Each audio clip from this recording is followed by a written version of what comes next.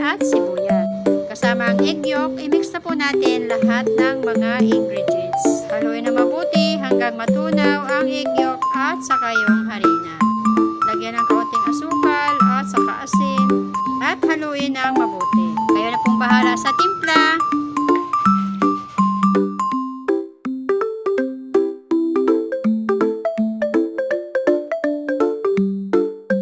Lagyan ng katamtamang mantika at nasa sa inyo na lang mga mamis kung ano kalaki ang ilalagay ninyo. Kung maliit o malaki, pag maraming anak, medyo liit-liitan ninyo at talagang mga mamis magugustuhan ng mga kids ito. Hindi nila malalasahan na may sibuyas at saka kamatis. Masarap talaga. Kasi may halo po siyang egg yolk. Pwede nyo pong dagdagan yung egg yolk kung gusto ninyo para po maging malutong pa siya.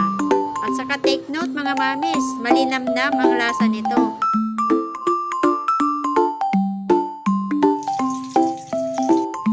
Looks like so crunchy, napakamalutong at sa mukha pa lang, itsura pa lang ay masarap na siya. Jack na magugustuhan ng mga kids.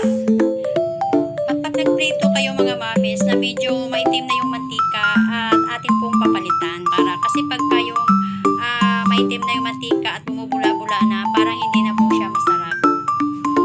So pagka ganyan nakaitim mga mamis sa mantika nyo, huwag nyo nang gamitin. Mga mamis, yan yung pinalitan ko na mantika, bagong mantika yan. Pag nagtorta po kasi ay mabilis umitim yung mantika.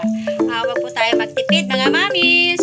Kita nyo ba yung pagkakaiba mga mamis? Ito doon sa unang mantika na pinirituhan. Tapos pinasekan ko itong isang ito.